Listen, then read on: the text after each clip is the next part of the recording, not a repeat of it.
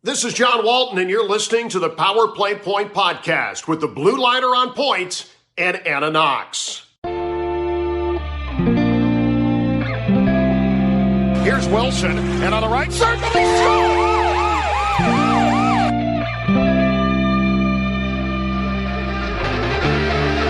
Rebound loose, wild scramble in front, score! Ovechkin with a buzzer beater! It'll count! And a hat trick tonight, number 21,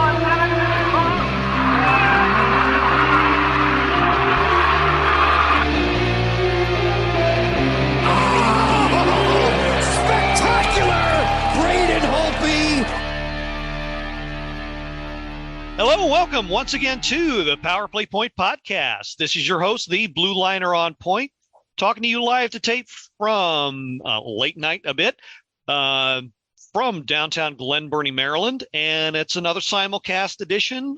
Thanks once again to Mr. Robbie Gross. We're actually airing, as we're recording this, live, not only to tape, but over the airwaves through the Sports on the Hill podcast. Another episode, just as we did last week. Get back to a regular format next week.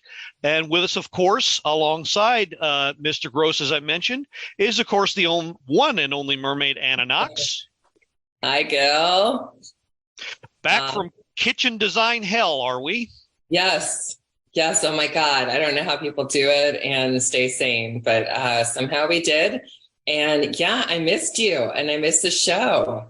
I hope you guys are doing well. Well, we missed you. It was kind of strange not having you there, especially after a game that you went to live.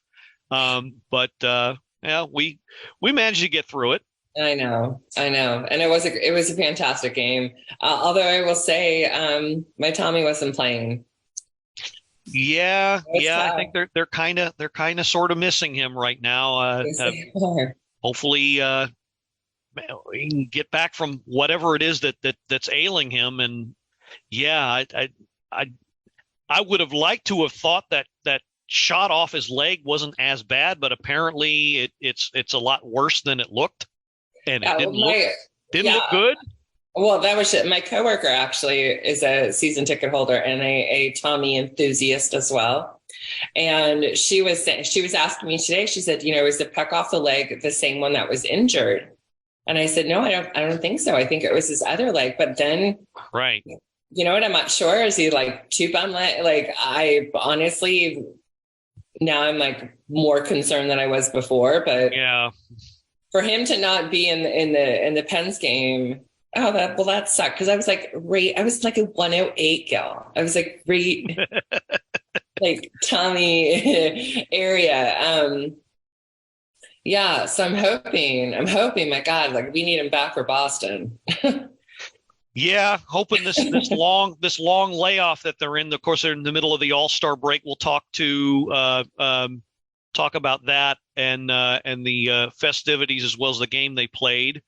I've mentioned him already. Of course, we're being carried live through the Sports on the Hill podcast. We have Robbie Gross with us for this edition of the Power Play Point podcast, adding his thoughts and expertise on what went down. It's only one game this week, and of course the All-Star festivities.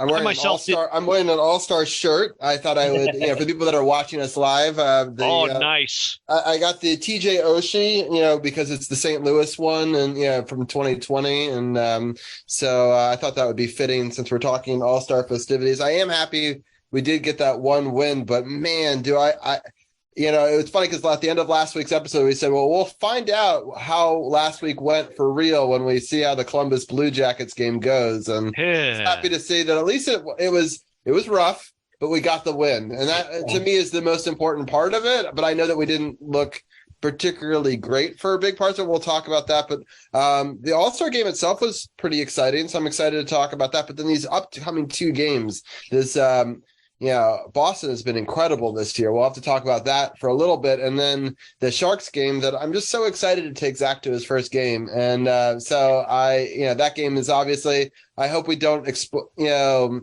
too much energy in that Boston game, because I definitely, it's a short turnaround for sure. Yeah. And I really want them to, do a good game for the home crowd on Super Bowl Sunday. It's always an exciting one. I've actually never gotten to go to one of the Super Bowl Sunday matinees before, so I'm excited for a whole lot of reasons, but I can't wait to break all of that down with you.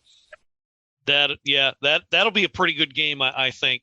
The one against the Sharks, and they're second off the layoff, so I think a truer test of what hopefully a fully rested roster. So let's go ahead and break down the one and only regulation game that came about last week. That, of course, was against the Blue Jackets. And I'll be honest, yes, I'm pleased about the win, but not so much as to how it had to come about. The one of the worst teams in the league took the Capitals to overtime, very deep into overtime. Well, not very deep into overtime, but still into overtime nonetheless. And that should not have happened. But let's go ahead and break down the scoring real quick. Hathaway opened the game with a goal, 5:06 in the first, put in a tip off of a Lars Eller shot. Trevor Van Riemsdyk made it 2-0 Caps at 14:28. Nicholas Aube-Kubel with the assist on that one. Andrew Peak put the Blue Jackets within one with a goal of his own before the period ended. And then Van Riemsdyk got another one, good for TVR, two for him on the game. Kuznetsov and Gustafsson on the assist on that one. Probably two of the best playmakers we've got right now. Kuzi's getting a bit of a bad rap because he's not been as consistent, but he still has 36 assists on the year. Not too bad. But I know we're all wishing he'd shoot more. More on that later. And this game started to go downhill for me a little bit after that. Eric Robinson made it 3-2, and that's when the thoughts started creeping into my head that started to put me in a state of pissed off beyond the likes of which mankind has never seen. And all I could think of was I'll clean it up, but please don't. If the Capitals effing lose this game, then I will lose my SHIT. Shit. Is all I could think of the rest of this game after that goal. Yeah, lo and behold, the Caps played okay hockey. They did get 13 shots on goal in the third, but not really many high quality chances. Lo and behold, who should tie it up? Johnny Gaudreau, Johnny Hockey, ties it up. 12:44, and the Caps were hanging on by their fingernails for the rest of the game. Fortunately, Evgeny Kuznetsov would get the game winner 26 seconds into overtime. Mm-hmm. Marcus Johansson and Gustafsson on the assists on that one. This was actually a pretty good one. Gustafsson gains the zone for those who didn't see it, and then Johansson kind of left it for Kuznetsov, and who picked it up just as he got to the top of the circle and let one go and got past Korpisalo, who was delightfully frustrated, may I say, slamming the stick down in frustration after he let that one in.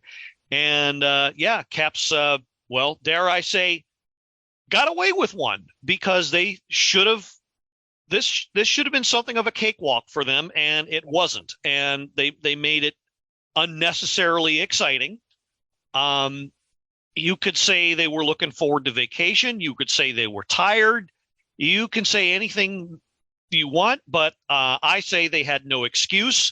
I'm still a bit disappointed despite getting the 2 points. As Alan May said, Columbus is so far back in the standings, giving up a loser point to them really isn't going to matter much, but bottom line, they could have done a lot better, and they didn't.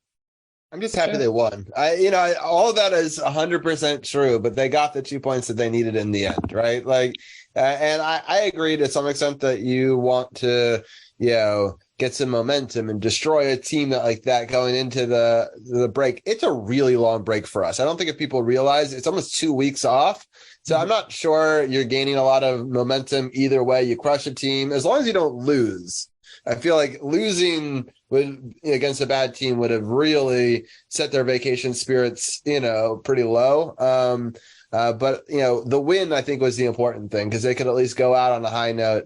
But yeah, it's going to be just a rough week, just 2 weeks off and then have to go right into Boston, which I'm just hoping that this break cools them down a little bit too. But it's definitely difficult. I do want to talk about something at the top of the show here. Mr. Gobble said Gil is rocking the Sonny Milano hairdo, which I like. I like that comment, and I wanted to feature that. I want to talk about us re-signing some players here. Love it. I think I really like what Milano has done for our team. I think he's been a great addition. I think that the contract was perfect. It's a little bit more money next year in the middle, the second year, and a lower average, or lower number for the third year, which is good because you'd expect maybe a decline in productivity, or maybe it's a steal in 3 years, right? So both are possible. But then the other one, Strome is just been such a great player. We hoped when we got him in the offseason that he would be a replacement for Backstrom temporarily and kind of insurance if Backstrom couldn't come back, right? But we all were saying if he plays well, he plays himself into a nice contract with this team and a slight raise, but one that I think is well-deserved because he is a potential future top line center for us, right? So $5 million a year for 5 years, I think for the quality of a player that he is, I think that we'll have so many great players in the center position that we're kind of set for the next couple of years there, which is something that's not always easy to do, because it's a position of need, which also means that you could use Eller as future trade bait. There's a lot of opportunities there as well. But Gil, what are some of your thoughts on these big re-signings? Well, I like the you hit the nail upon the head as far as the budgeting. The price for both players is pretty good. They both could have commanded a lot more, especially Strome. But for management, that's Brian McClellan, to sign them at the salaries that he did, bit of a steal. That's a win right there. And Strome couldn't be happier for him because this was probably the best offseason acquisition that they made, and so to lock him up for the next several years is definitely a coup. I still strongly believe he is Backstrom's heir apparent, and in fact probably maybe not this year, but next year could probably permanently take over the number one center spot. On the flip side, these transactions, it solidifies the forward spots and, like you said, makes the deadline possibly very interesting. But everybody has to realize that what's looming in the offseason is the fact that on the other side of things, for the blue line core, the defenseman, only one is under contract after this year. And unfortunately, he's injured. So we don't know what they're going to have. But Carlson being the only one under contract kind of puts the Caps in a very tenuous situation, shall we say. Now, there's probably one or two, I'm not going to name them right now, who have probably played their way into an extension, and then maybe the rest are left to fend for themselves. But it's going to be very interesting what the Caps decide to do with defensive core. But since Carlson is still injured, I think number one priority from here to the rest of the season and beyond should be maybe not replacing him, but maybe somebody that can, as best as they can, emulate what he brings to the table. I like Gustafsson, but I don't think he's enough all by himself. Basically, what it boils down to is they need another right-handed shooting defenseman that can move the puck and maybe won't be a liability. And those are going to be hard to come by. But Gil, I also want to caution, just because the trade deadline is coming up does not mean that we can't sign a lot of these defensive players over the next couple of months. There is no limitation. We can sign them all the way up until they're a free agent. So there's not, any of those sorts of, I just want our listeners to know that just because these are the dominoes that fell this week, it does not preclude future dominoes from falling. And in fact, may open up other opportunities down the road, especially if we can move a contract like a Mantha or an Eller, and then maybe we can future budget for some of these positions. And hopefully some of the defensive players sees this as incentive, seeing that, hey, we're re-signing players that are good to us. If you re-sign with us for good value, we'll sign you early. If you really want max value, you're probably going to have to go on the open market. So how much do you value staying with our team? And I think the better that we do going forward in the playoffs and things like that, players will want to stay with us for less. So it'll be interesting to see how these next couple of months shape out. Yeah. Very, very true. And so I want to we mentioned him already. I want to give a bit of shout to Tom Gobble. He's done a very good job for our room as well as many others as far as breaking down the cap situation. You're right, Robbie, there is room for even more signings. This team's obviously not done yet, but just want to prepare Caps fans for something of a shakeup, because I kind of doubt everyone is going to come back. The decor the way it is now will probably not be what we see next year. For sure. There's going to be some movement there. There almost has to be by default. So everybody, Caps fans need to prepare for that for sure. I don't think Carlson is going anywhere. Hopefully he comes back. After this we've heard nothing about him. I'm wondering if this is a similar situation to what we saw in Tampa Bay, where they realized that we're cap strapped. Why bring him back, quickly, as long as we continue to play well? So it'd be interesting to see if we do well over the next couple of weeks. We may not see him for some time. I think if we really struggle out the gate, we might have to see him come back a little bit sooner. That makes sense. So it might be. I know it's serious. I mean, the injury was very serious, but I do wonder if they are playing some cat and mouse with some numbers, because if he comes back, we got to get rid of somebody, to get him back. And so are we ready to make those moves? Do we want to wait until, closer to the trade deadline? So I have a couple other questions, Gil. When is the trade deadline? Trade deadline, I believe, if I'm not mistaken, is March the 3rd. So I will pretty soon. Double check. Yeah, it's coming up pretty soon on all of the NHL. And have they announced a future cap yet for next year? Not that I've heard. I had not seen one either. They have in a couple of other sports, but sometimes they don't do that until the season is over. So yeah, I think they're going to wait a lot closer to the end of the season to announce next year's cap. Hopefully it'll be a bit higher than what it was or what it has been. The problem is right now the TV ratings are so low that I don't know if they can command much higher of a thing. And if you're a Caps fan, you're rooting for that number to go way up. And I don't know if it'll go up as much as we'd like it to. But a lot of teams are right at that limit too. We're not the only team that is facing this issue. But without having high TV ratings, it's hard for the league to be like, oh, let's raise that bar. So it'll be really interesting to see.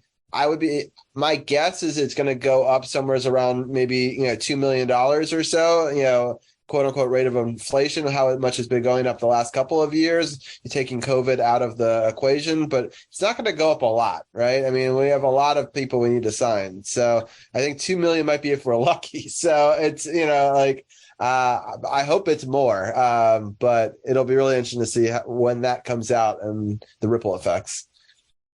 Yeah, I wouldn't expect it to be much more than 2 million. I think anything more than that's probably going to be extremely generous.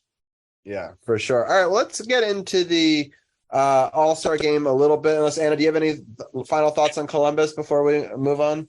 No, I'm good. I agree with what everybody said. I'm just here to fill the square to say, yay. Yeah, I agree. The dogs are barking in the background. It's driving me crazy to not have headphones to block that noise out, but yes, thanks for your patience. Yeah, no, you're fine. Well, Gil and I will talk a little All-Star because I know that you didn't watch too much of it. I did not watch the skills competition. I DVR'd it with the hopes that I'd find time this weekend to watch it, but then I sort of read the returns, as you will, what Facebook was saying about it, and it was not glowing. And so I ended up watching highlights of it, which, seemed entertaining enough, but it was missing a little bit of a wow factor. They had some events that had never been done before. Gil, I know that you saw some of it. What was your overall takeaway of the skills competition part of it? Oh, I actually sat through all of it, and I would like very much somehow to get some sort of compensation for my time, but I know that ain't going to happen. Yeah, look, we don't have much time. I'm not going to beat a dead horse. ESPN is ESPN, and they're made of 4 letters for obvious reasons. I think best summation of it was obviously the highlight of the whole thing for we Caps fans was Ovi Jr. Stealing the show for the most part. Is actually kind of nice to see Crosby and Ovechkin team up for the breakaway shot with him. That was it was very, very cool to see that. Other than that, skills competition, unfortunately, which is usually my thing. Not a whole lot of highlights in this. The 4-letter network didn't do anybody any favors by poorly laying everything out. If you're a Caps fan, maybe another highlight was Sidney Crosby drowning in the dunk tank in that one event that they had. Maybe. Yeah. I do want to go back to the because I did watch that, and I thought that it was really great as a way to lure Ovechkin to come back to All-Star games, because he does skip them from time to time. He's only gone to 8, but he's been invited to way more than that, if we're keeping count. And so this is his 8th true appearance there. And it was cool that he's kind of the elder statesman, that him and Crosby were going around meeting a lot of the younger guys who really look up to him. But I swear that in some meeting somewhere, he was like, make my kid the king of the show and I'll come. And they listened. And, they let him go out there. Now, other kids were out there on the ice at times, but no one was in full gear, actually skating along the players, taking warm-ups, and Caps PR was eating it up. They released a lot of great videos, so people want to check out any of that. They can follow the Capitals on any social media. They did a million videos, and it was great. And I think that's what this game is all about. I think a lot of adults were like, oh, this is the worst thing ever. And I know that, Gil, you're not saying that, but like, for me, this event's really about something for the kids to watch, right? It's kind of like mini Olympics. It's really for kids who might not watch a whole 60 minutes of hockey. I was actually hoping to, and I still am going to keep the DVR recording to watch it with Zach later and say, look, oh, this guy's going fast or whatever. It's not really for diehard hockey fans. It's not hockey in its true form. I did think that it's usually more entertaining than it is, but I was really happy to see Sidney Crosby and Ovechkin be buddy-buddy, which I know really irks people, in the comments. But you know what? These guys have been doing it for 17 years. If they want to be friends for a weekend, so be it. Like, they both have lived the same life from opposite rival sides for so long, and so much has been made of this rivalry. And they talk about when this is all over, they're going to go grab a drink together and talk about the whole thing. And I love that, because that's what you want from rivals, ones that can go and shake the hand of the other guy and be like, because Caps fans don't want to admit it, but Crosby and Ovechkin are the 2 greatest of this era. They're 1 and 2. There's a debate on who's 1, who's 2, whatever. But like, to see them together on a team, to see we'll kind of use this as a transition into the game itself. But, in the actual hockey game, the Metropolitan played in the second game. I won't get into the Pacific versus Central too much, other than the fact that the Central won. But it was, the Metropolitan, you're rooting for the Metropolitan if you're a Caps fan, probably, or if you're any of the other Metro teams fans.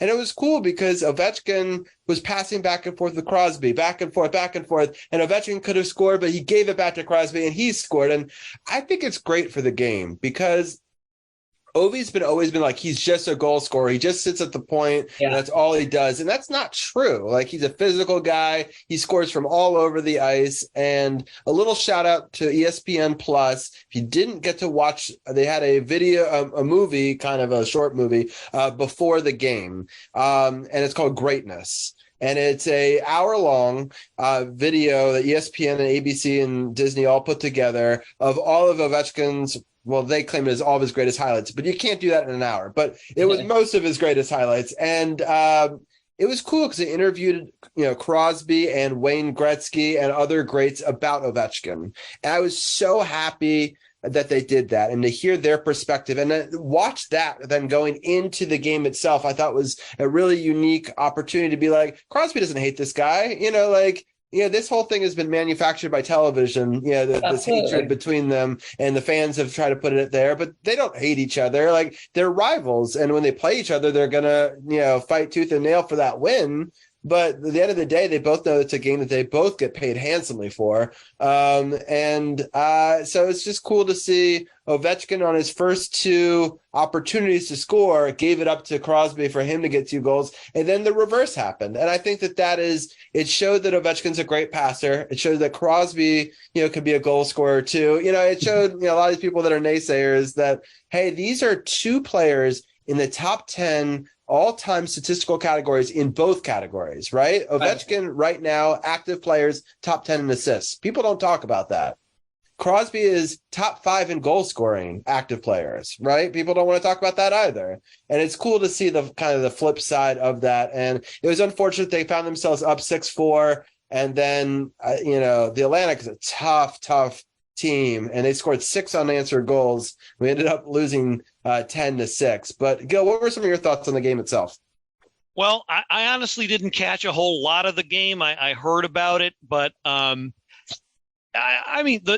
game itself, the format is probably as best as they can make it for the time being. Some people want to go back to the drafting, the fantasy drafting, team captains picking them back. I don't know about that, but the skills competition, if we can go back to that for a second, left quite a bit for me to be to be desired. And it wasn't just the coverage. Some of the events were a little confusing. I'd like to kind of go back to because, like you said, it is for the kids. I kind of like for them to go back to a couple of years, they had this kind of relay where one guy would do a kind of a puck relay, that the stick handling through the little pucks. One guy would shoot the puck through the over the top of an obstacle through a little net to show off passing skills, and then they'd pass it on to somebody who'd take a wide angle shot, something like that, something more of a true skills competition versus all of these themed gimmicks that came across. I mean, I understand they want to play to the host, and Vegas, they hit it off with that card shot thing, but the dunk tank, that was okay, but I kind of want to get back to letting the players be the players and show off their actual skills versus what they did this year. And I think that's what really lost it for me. Yeah, there's a lot of gimmicks because from the highlights that I saw, they just had like 5 gimmick events. And I get that they want to make it South Florida-y or whatever, but I do think that it falls a bit flat for a lot of fans. Just for timing's sake, I mean, so anyway, Atlantic goes on and beats Central, people who care about the result of the All-Star game. I thought it was really cool to see some pictures coming out of it. The Kachucks, the brothers, they were so dominant in that game. I know. Sorry, Anna. But it was cool to see a picture of those 2 brothers with Ovechkin at the beginning of his career as little kids. I saw that. That was a cool picture. And then to now see them, it was crazy. Got a hat trick plus 2 assists in that first game, and his brother got, I think, 2 and 2. So it was a dominant performance by the brothers. And an MVP. Right, an MVP, and well deserving, and they were able to have some really good defense. It also is nice to have Vasilevsky as your goalie, even in 3-on-3 tournament, and especially because he's been there a lot. Like he's played in this version of the All-Star game every year they've had it, I believe. So that's good practice, right? So I thought the game was entertaining. The skills competition can be leave to desire. Let's get into the upcoming week a little bit, because I do want to talk a bit about this juggernaut that is Boston. Gil, what are some of your thoughts on playing Boston in this first game back? Well, Boston actually went into the break on something of a slide. I think I'm going to have to check, but they actually lost at least 3 out of their last 4 games. I don't know if they were just looking forward to vacation or what it was, but I'm sure that the rest is going to do them some good. They actually have some games that they're playing already. I think they're actually playing tonight as well, before we get to them. Obviously, since they're leading the whole league right now, they're the runaway President's Trophy candidate. It's not going to be an easy task, but maybe the layoff did them a disfavor. Hopefully, I don't know, but that either way. Question though, Boston actually doesn't play until we play them as well. So I'm happy to say that the league didn't really screw us up, because I think actually if they had played a game before, that would have been really bad for us. So I'm kind of happy that their last game was actually a win against Toronto on the first. And then before that, they had lost 3 in a row. So they did end on a win against a big rival, Toronto. They won it pretty good, 5-2 in Toronto, nonetheless. Scored 3 goals in that third period, and ran away with it. So it had been 1-1 halfway through the second period, and then Boston. But Boston, though, going before that, though, was just on a crazy tear where they basically never lost at home. And those 3 losses were on the road. They have still very few home losses. I believe they only have 1 this far in the season regulation home loss, and or some really small number like that. And so I am a little bit nervous, because Saturday at 3:30 matinee games don't do us well. But I'll ask Anna real quickly, what are your thoughts on Boston? Yeah, I have to admit, I'm kind of dreading this game.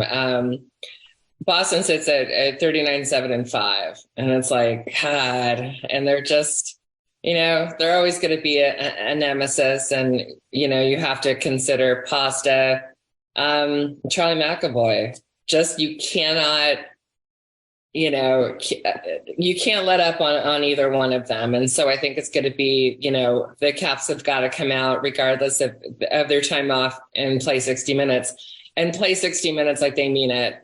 And give it their all, because, they know, especially playing in Boston, it's like, it's going to be hardcore, and it's an afternoon game. That sucks. And then they come back home and have a matinee game on Super Bowl Sunday, which I feel like is just always, So if they come out and play smart, good. I don't want to hear anything, like, oh, everybody was just off for a week and this. And it's like, No. You're still in the season. You still have to come out and play hard, especially against a team like this. Yeah. So Gil, knowing that that they gave us the same amount of time off, so I guess other teams have their 1 week break at other times, and because they get like an extra break. It's not just the All-Star getting in and then they come right back to it. Boston is this juggernaut. They have 39 wins already, and at 83 points, it's one of the highest point totals ever going into an All-Star break. And do you think, they seem like the real deal. We saw them, I believe, week 1, right, of the season, the first game of the season, and they beat us pretty badly. And I even at the time said, I think they're a really good team. I don't think this is just like we played really badly kind of situation. But how do you go into like a day game with this, and which goaltender do you think you start on Saturday, and which one do you do Sunday? Very good question about the goalies.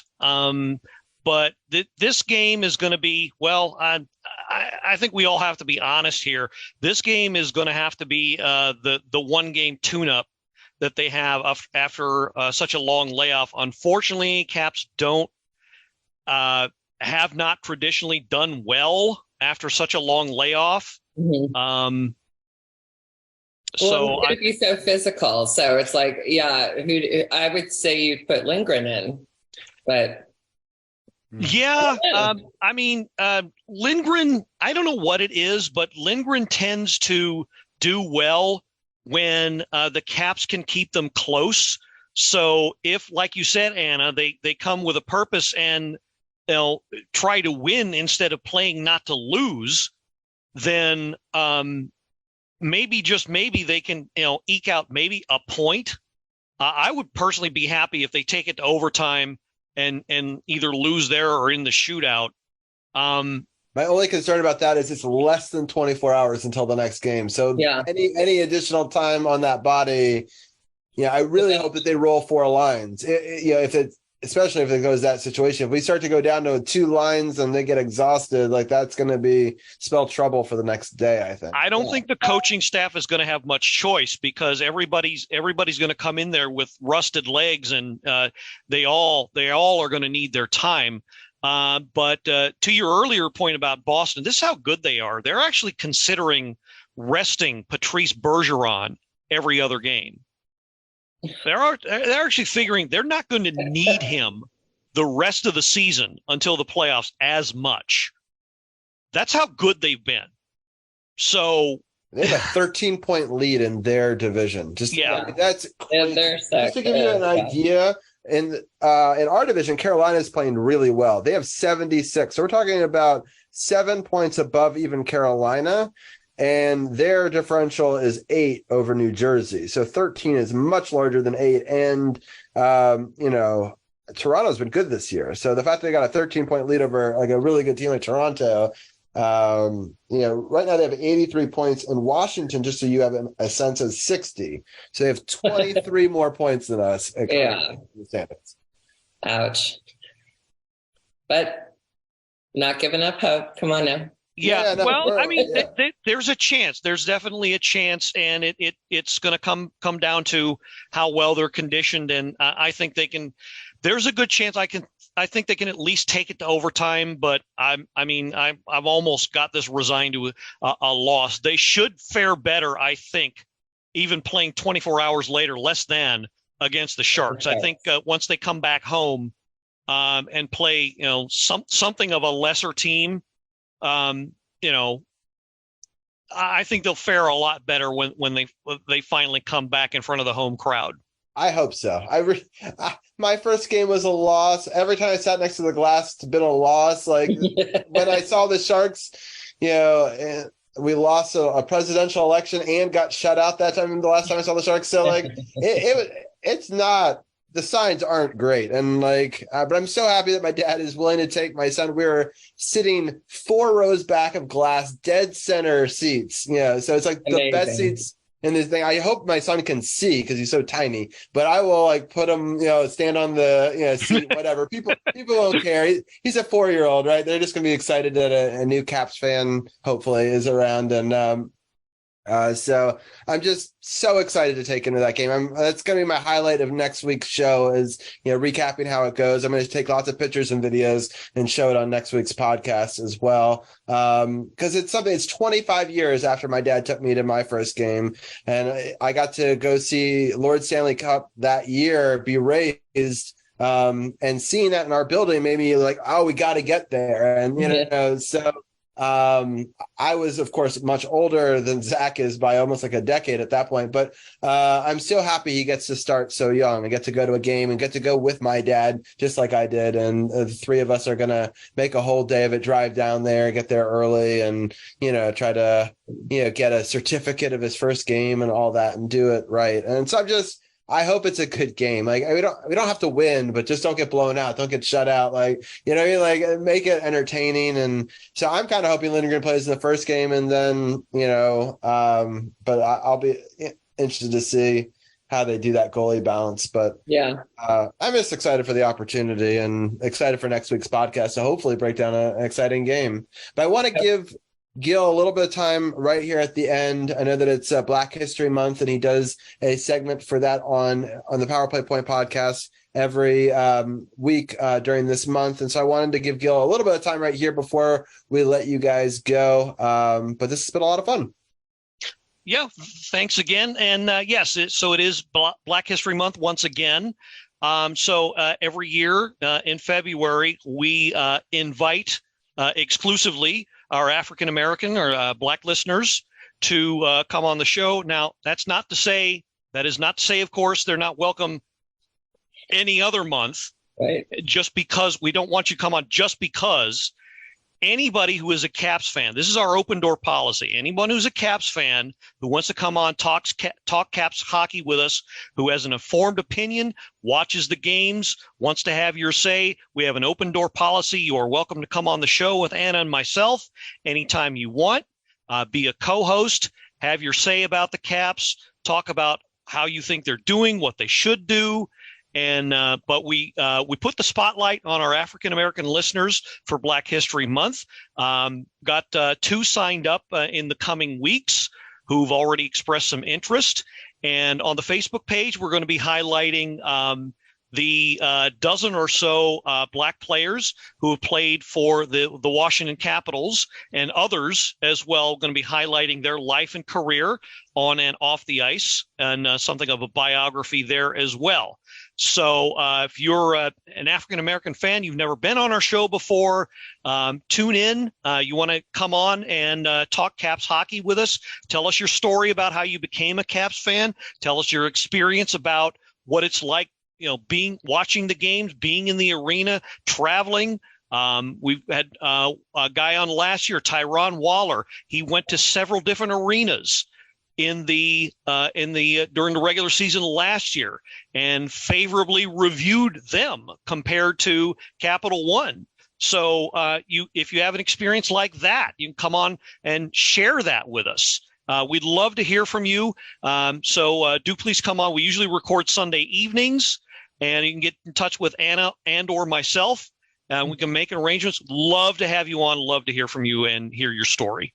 Definitely. Yeah. And I also want to give a shout out to all the people on Facebook that were commenting. We are having a lively discussion, so I didn't really interject fan comments in there. But C4 was saying hi to everybody. And then Tom Gobble was also saying Bettman didn't make the comment the cap would not go up more than $1 million because they still need to recoup some of the losses from the COVID seasons. So that's what I was afraid of. But sometimes you got to inject money to make money. But, I understand that thought process. He also said the All-Star jerseys were terrible. It was hard to tell teammates. And I kind of agree with that. I think that All-Star jerseys need to go back to like single tone colors, like one color versus another color versus there's like this star cutting into it. And I wasn't one had white lower, one had white upper, and like one had black on one side, one had like teal. But it was different enough, but it wasn't easy. It should be like red versus blue or white versus black. It could have been a little bit better. And not to be a downer even more about the jerseys, but I'm done with the Crayola factory explosion, introducing the fluorescent colors.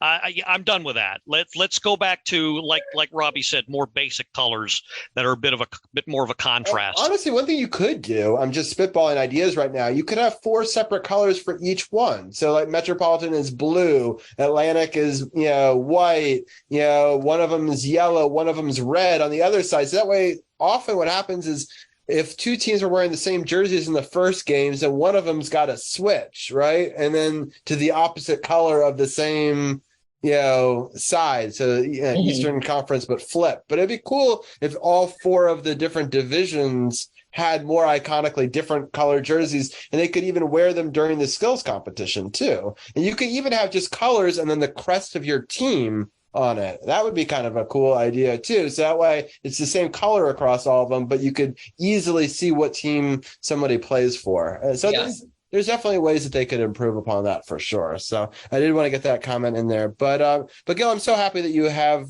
so many of our different listeners joining you for this month. I think it's a special thing. I hope that they do contact you about coming on. I've always enjoyed that segment through the different years as well. So I'll let you guys have your final goodbyes here, and then I'll let you do your sign off, and then I will let you go. All right. So briefly, previews of coming attractions. We've already mentioned that. It's Boston coming back Saturday, and then 24 hours later for Super Bowl Sunday, the Sharks.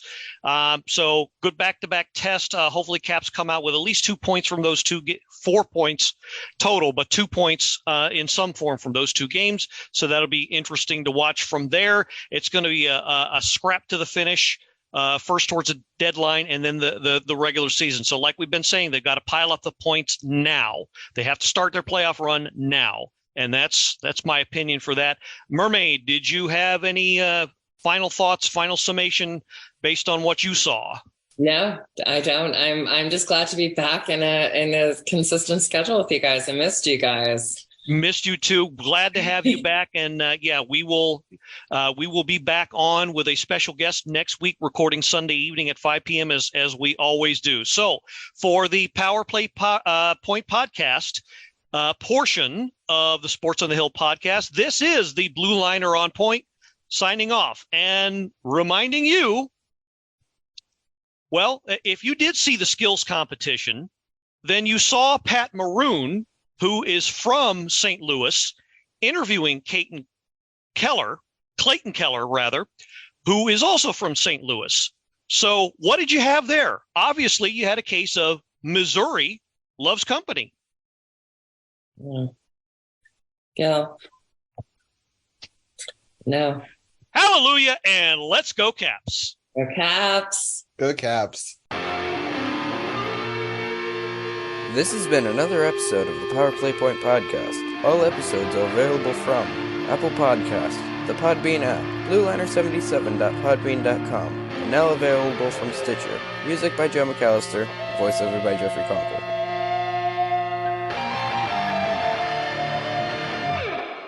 Good morning, good afternoon, and good night, Power Play Point podcast. Thanks for listening.